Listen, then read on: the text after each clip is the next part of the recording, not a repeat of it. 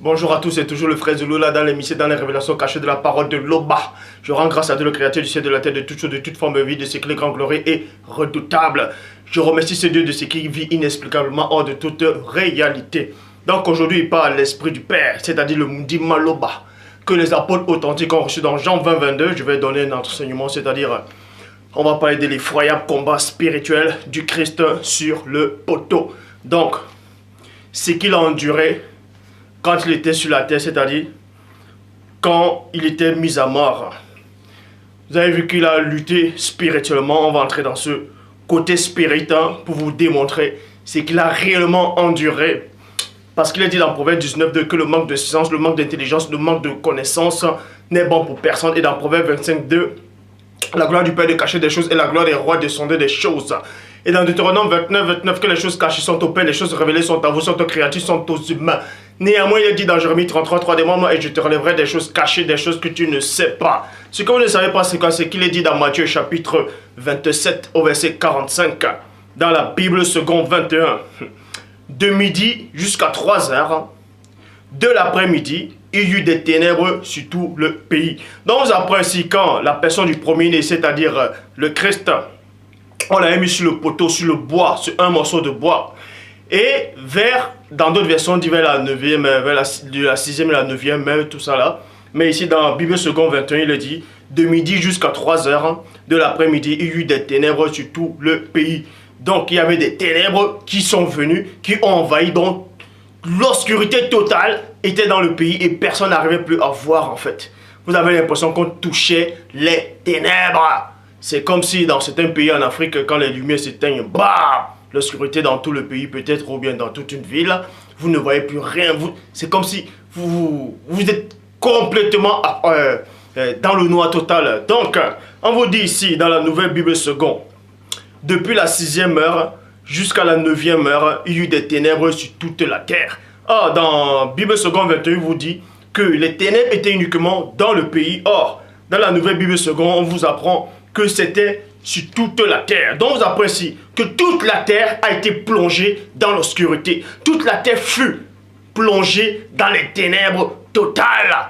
Et durant ce laps de temps, qu'est-ce qui s'est passé quand le premier-né était sur le bois, sur le poteau, dans l'obscurité? Qu'est-ce qui s'est réellement passé? Donc on va entrer dans la dimension spirituelle. Pour ça, dans la Bible de la Colombe, sur toute la terre, dont on vous dit aussi que les ténèbres étaient sur toute la terre et non dans un seul pays.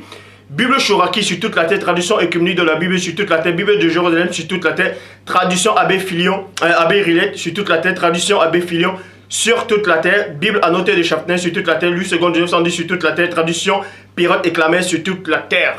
Et dans Jean chapitre 1 verset 5, dans la traduction du mot nouvel, il dit quoi? Et la lumière, et Christ représentait la lumière, et la lumière brille dans les ténèbres, et l'on point dominé. Vous voyez, Christ qui étant sur le bois, sur le poteau, on vous apprend ainsi que durant son combat spirituel, avant son combat spirituel, il y a eu les ténèbres totales sur toute la surface de la terre. Et durant ce laps de temps, comme j'ai dit au début, Christ incarnait toujours la lumière. Est-ce que vous comprenez? Donc, dans les ténèbres, il est venu dans les ténèbres maintenant, pas les ténèbres de la terre, mais les ténèbres spirituelles. Il est entré en tant que lumière. C'est pour ça qu'il a dit, il est la lumière, lui, dans les ténèbres, et les ténèbres ne l'ont point reçu. Ça c'est dans d'autres versions. Or, la version de la traduction du mot nouveau dit, et la lumière brille dans les ténèbres. Dans les ténèbres. Et on vous apprend que les ténèbres ne l'ont pas dominé. Donc, ces ténèbres-là n'ont pas réussi à dominer cette lumière qui est venue briller dans les mondes. Traduction écuménique de la Bible. Les ténèbres ne l'ont point comprise.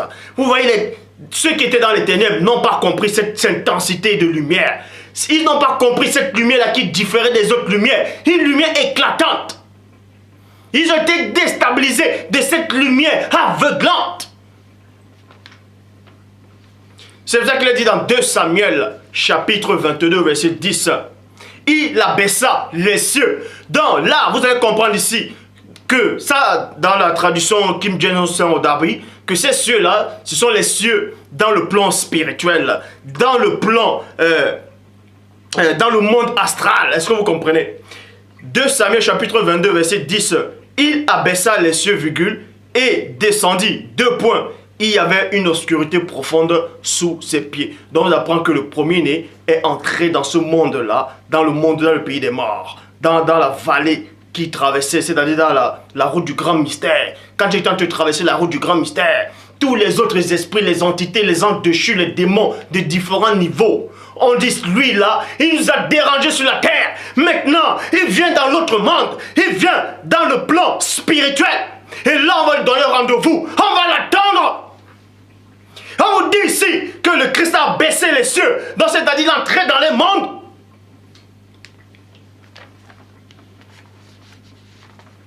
On vous dit qu'il était environné des ténèbres. Sur ses pieds. Ésaïe chapitre 9 au verset 1. Bible Ostéval. Le peuple qui marchait dans les ténèbres a vu une grande lumière. Et la lumière a resplendi sur ceux qui habitent le pays de l'ombre de la mort. Donc vous apprenez ici parce qu'il a dit dans Job 33, 14 que Dieu parle cependant tantôt d'une manière, tantôt d'une autre. Et l'on y prend point de garde. Vous allez comprendre ici dans Ésaïe chapitre 9 au verset 1 dans la Bible Ostéval. Que le peuple, ce peuple-là, c'était ceux qui étaient dans le monde occulte. C'était ceux, les anges déchus des entités, qui vivaient dans ce monde. Et Christ est venu dans ce monde, pendant sa mort, pendant son passage de la route du grand mystère. Il a fait un raccourci là-bas. Pourquoi? On va vous expliquer. Donc je relis dans Ésaïe 9, 1, Bible Ostéval. Le peuple qui marchait dans les ténèbres a vu une grande lumière, virgule. Et cette lumière-là a brillé dans le plan spirituel, dans le plan astral. Mais dans le monde physique, c'était les ténèbres. Et la lumière a resplendi sur ceux qui habitent sur le pays de l'ombre de la mort. Sophonie, chapitre 1, verset 15. Traduction Jane Ensor, Darby, John Nelson Dabir. Ce jour, c'est un jour de fureur, un jour de détresse, d'angoisse, un jour de dévastation et de ruine, un jour de ténèbres, d'obscurité, un jour de nuée, de peste et d'épaisses ténèbres. Dans ce jour-là, où le Christ était sur le bois, était sur le poteau, quand il a dit « Hélaou, lama sabatani », il allait de l'autre côté. Il devait livrer son combat effroyable. Le véritable combat spirituel. Donc on va vous expliquer comment ça se passe dans le plan spirituel. Lors du combat. Donc, dans Sophonie, on vous apprend que c'est un jour d'écrasement, un jour de douleur, de confusion dans le monde occulte. Parmi les habitants qui vivent dans le monde astral, dans le bas astral. Ainsi que ceux qui vivent dans le plan spirituel, dans le haut, c'est-à-dire dans les niveaux très hauts. Néanmoins, ils sont tous dans la confusion. Parce qu'il y a une lumière qui est venue les déstabiliser. Il y a une lumière qui est venue éclairer dans ce monde. Et dans Somme, chapitre 37, au verset 32, le méchant épie le juste, virgule, et il cherche à le faire mourir. Quand Christ, pour ceux qui ont assisté, c'est-à-dire à sa venue physique, dans ce plan physique, quand Christ était sur le bois, sur le poteau, à cet instant-là, dans d'autres versions, on dit entre la 6e, la 3e heure et la 9e heure, il y avait les ténèbres. Qu'est-ce qui se passait? Tout le monde était dans la confusion. Chacun était là, personne ne voyait. Mais ceux qui étaient saints à cette époque pouvaient ressentir des vibrations, des énergies du combat. Mais les faibles d'esprit étaient là, ils avaient peur. Ils étaient dans les ténèbres. Qu'est-ce que ça veut dire? Ah, ça s'est déjà passé quelque part. Au temps de Moïse, les ténèbres sur toute l'Égypte. Mais cette fois-ci, c'est sur toute la terre. Toutes les entités de tous les pays se sont donné rendez-vous dans la route du grand mystère. Parce que celui qui devait passer là, cet homme-là, ce premier-né, n'était pas n'importe qui. Cet homme-là, il nous a déstabilisés dans notre monde, sur la terre. Maintenant, il va franchir une dimension où l'homme ne maîtrise pas. La dimension spirituelle. Et on va la, l'attendre là.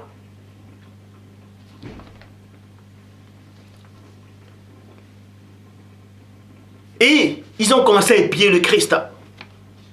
Tous les anges déchus qui contrôlaient les champs campèrent. Dans toutes les villes, les autorités, les puissances spirituelles, les démons du haut niveau, les princes de ce monde de ténèbres, les sirènes des eaux, les mamiwata, les djengu, ils se sont mis à épier cet homme-là. Et la révélation, c'est quoi? C'est que la parole dit que l'ange du Seigneur campe autour de ceux qui le craignent. Mais quand on a vu cet homme-là passer là, il était tout seul, il n'y avait pas de protocole. Parce qu'avant ça, il avait dit, Elahu, lama sabatani. Mon Dieu, pourquoi m'as-tu abandonné? Donc il était tout seul à cet instant, parce que l'Esprit du Père s'était retiré. Donc il devait livrer son combat.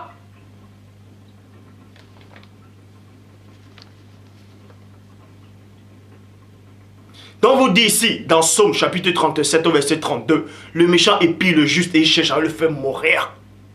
Psaume 48 verset 5, dans la Bible seconde 21, les rois s'étaient ligués ensemble. Ils se sont avancés. Donc on vous apprend ainsi que tous les habitants du monde occulte, que ce soit du haut niveau ou du bas niveau ou du bas astral, se sont réunis, ils se sont concertés. Lui, on va le déstabiliser. Il ne reviendra plus jamais dans le monde des vivants, ni dans le royaume du Père, qui vit inexplicablement hors de toute réalité. Ils se sont concertés. Ils ont mélangé les pouvoirs, les puissances. Lui, on va l'écraser. On va l'écraser. C'est pour ça qu'il est dit dans Ésaïe chapitre 34 au verset 14. Ésaïe 34, 14. Dans la tradition Abbé Filion. Les démons et les onocentaures. Les onocentaures, ce sont des hybrides.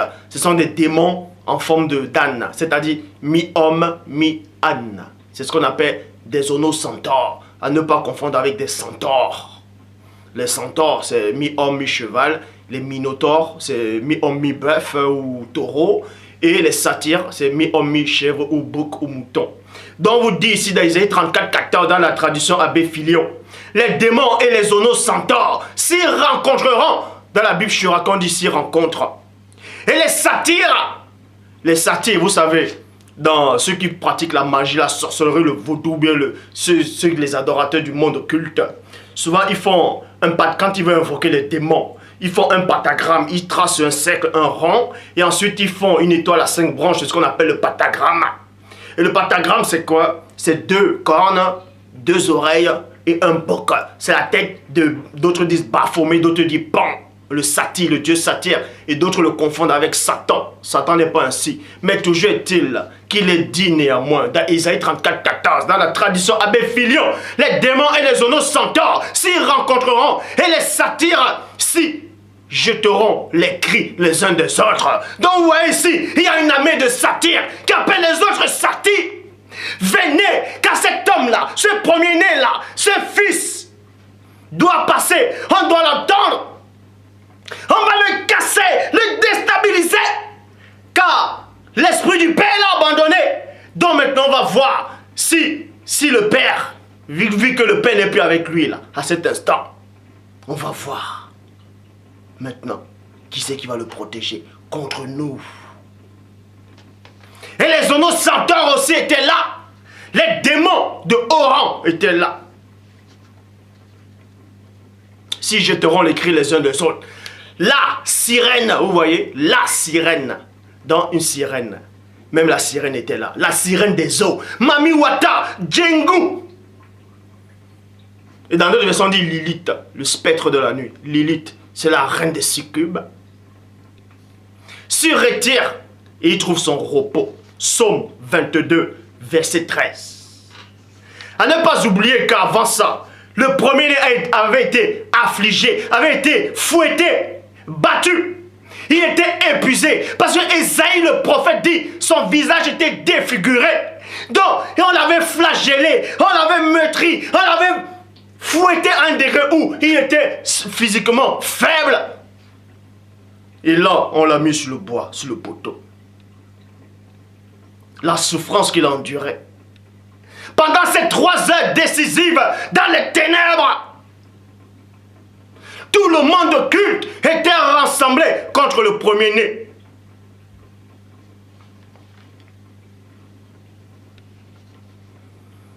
Somme 22, verset 13. Bible, parole de vie. Beaucoup d'ennemis m'entourent. Ils sont autour de moi comme des taureaux. Comme des puissants taureaux du Bashan. Donc, on dit ici que Christ, il a remarqué qu'il y avait plusieurs taureaux. De nombreux taureaux l'environnaient. Et ces taureaux-là, c'était des esprits. C'était des esprits. Il y avait des onos, il y avait des centaures. Il y avait des minotaures. Il y avait d'autres formes d'hybrides. Verset 14, Nouvelle Bible seconde. Ils ouvrent contre moi les bouches, comme un lion qui déchiquette et rugit. Verset 16, traduction King James française. Car des chiens m'ont encerclé. L'ensemble des méchants m'a entouré. Donc vous apprenez qu'il existait plusieurs espèces de créatures dans le monde occulte. Des sirènes, des mamouatas, des onos, centaures, ils étaient nombreux, des légions contre le Christ. Parce que cette lumière-là qui voulait traverser l'ombre de la vallée de la mort, ils ont dit, cette lumière, on va calmer cette lumière. Mais vous allez remarquer que quand le premier a dit, et là où lama sabatani, cette lumière-là s'est éteinte. Parce qu'il s'est senti abandonné. Parce qu'il avait pris tous les péchés, la poubelle, cette porcherie là, du péché. Il a mis ça dans son corps. Et l'esprit du Père, qui est saint, qui est sensible, s'est retiré. Quand il est dit, n'attristez pas l'esprit. L'esprit s'est retiré. Et c'est là que vous comprenez que cette lumière s'est éteinte. N'éteignez pas l'esprit. Et l'esprit est parti, la lumière s'est éteinte. Mais il est resté seul dans l'obscurité.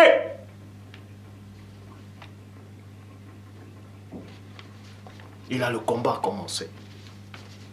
Il a senti tous ces esprits qui étaient autour de lui.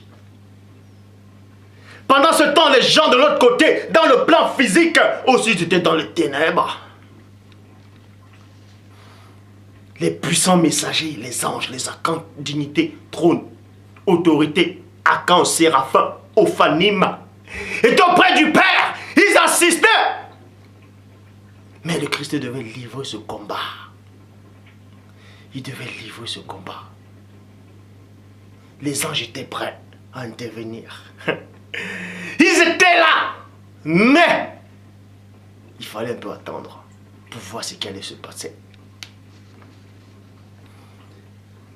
Verset 16, traduction King James française. Car des chiens m'ont encerclé, l'ensemble des méchants, m'a entouré. Verset 21, Bible seconde 21. Protège mon âme contre l'épée, virgule. Protège mon âme contre l'épée. Donc, on vous apprend ici que le Christ s'adressait au Père. Protège mon âme contre l'épée. Et l'épée représente la parole. Ça représente aussi la bouche. Donc on se moquait de lui. De même que sur la terre. Quand il était sur le bois, sur le poteau, il y avait des gens qui se moquaient aussi de lui. Et ma vie contre le pouvoir des chiens. Ma vie contre le pouvoir des chiens. Verset 22, tradition David Martin. Délivre-moi de la bouche du lion. Et on vous apprend quoi dans Pierre? Que le diable rôde comme un lion. Donc on vous apprend que lui-même il était là. Et le Christ dit, délivre-moi de la bouche du lion et réponds-moi. En retirant d'entre les cornes des licornes. Dans d'autres versions, on dit contre les cornes du buffle. Mais l'on dit des licornes. Donc c'est notre espèce de démon cheval là. Avec une corne là. Donc pour ceux qui pensent que les licornes ce sont des légendes. Des balivernes. La parole vous dit ici, dans David Martin, délivre-moi de la bouche du lion et réponds-moi en me retirant d'entre les cornes des licornes.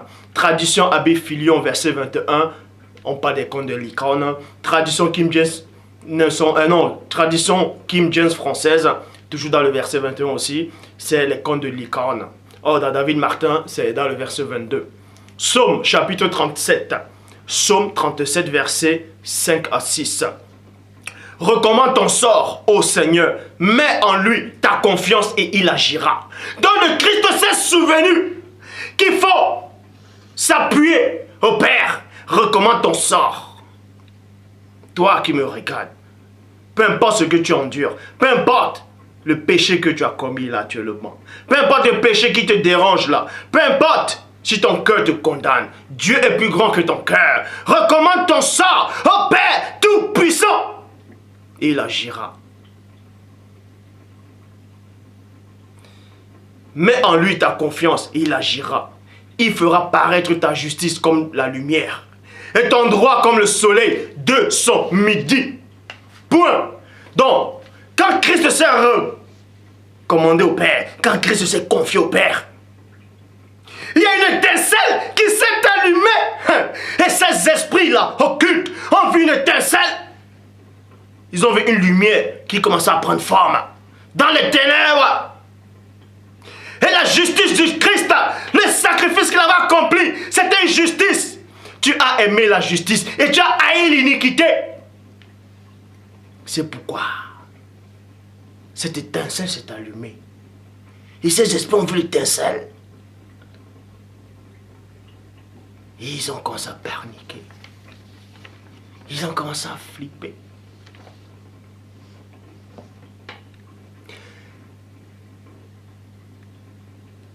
Verset 7. Garde le silence devant le Seigneur et espère en lui. Christ a gardé le silence quand l'étincelle commençait à monter. Il ne s'est pas glorifié, mais il a gardé le silence. Il a baissé la tête. L'étincelle s'allumait.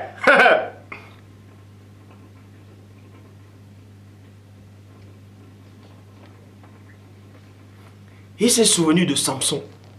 Juge chapitre 16, verset 28. Alors Samson invoqua le Seigneur et dit, Seigneur Dieu, souviens-toi de moi. Je te prie, ô Dieu, donne-moi de la force seulement cette fois. Ésaïe chapitre 40, verset 31.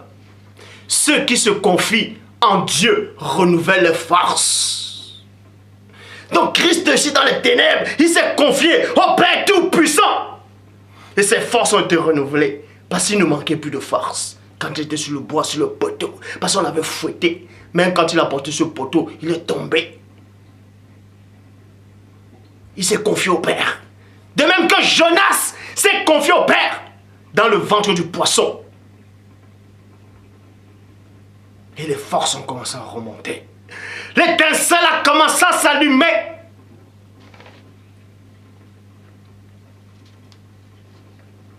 Ceux qui se confient en Dieu renouvellent les forces. Ils prennent le vol comme les aigles. Ils courent et ne se lassent point. Ils marchent et ne se fatigueront point. Donc, la force, l'énergie, la puissance, la toute divine puissance du Père est apparue en Christ, a fusionné avec lui. Et là, qu'est-ce qui s'est passé? Cette lumière s'est allumée. Et on vous dit, dans Psaume 48, versets 6 à 7. Ils se sont regardés tous stupéfaits. Tous ces esprits sont regardés.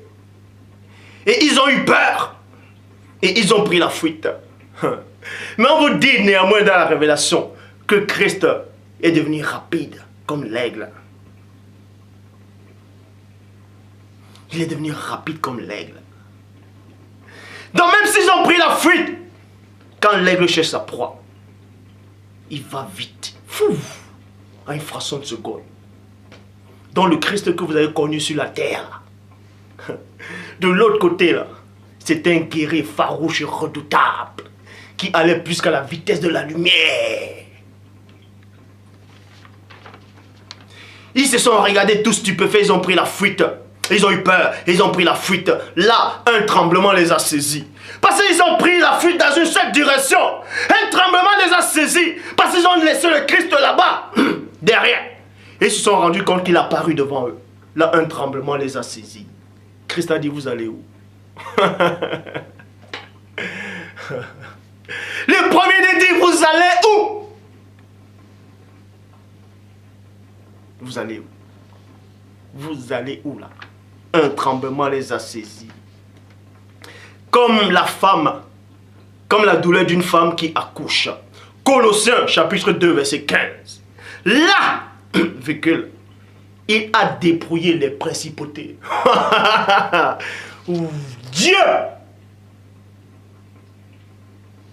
Là, il a dépouillé les principautés, les dominations, les puissances spirituelles et les autorités. Il les a livrées publiquement en spectacle, dont il les a attrapés, il les a matés, il les a travaillés.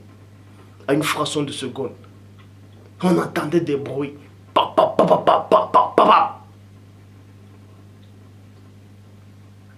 On entendait des bruits. Donc, il a fallu aussi que la terre subisse aussi ça. Que la terre puisse subir ces vibrations. C'est ça que quand Christ, quand la 9e heure est passée, quand les ténèbres ont disparu, il a dit, Père, tout est accompli. Et quand il a rendu l'âme, c'est là où le rideau du temple s'est déchiré. Et vous voyez que les chérubins se sont écartés. Et il y a eu tremblement de terre. Les rochers sont fendus. Parce que la terre aussi devait subir les vibrations spirituelles du combat effroyable du premier-né.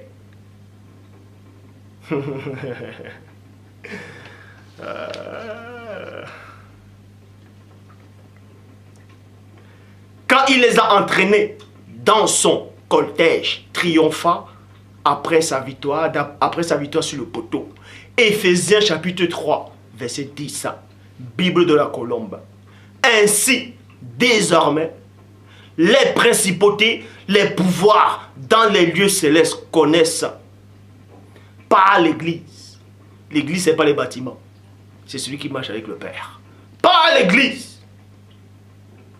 La sagesse du Père dans sa grande diversité. Bible des peuples. Dès maintenant, les principautés, les autorités du monde supérieur vont découvrir à travers l'Église les multiples aspects de la sagesse de Dieu.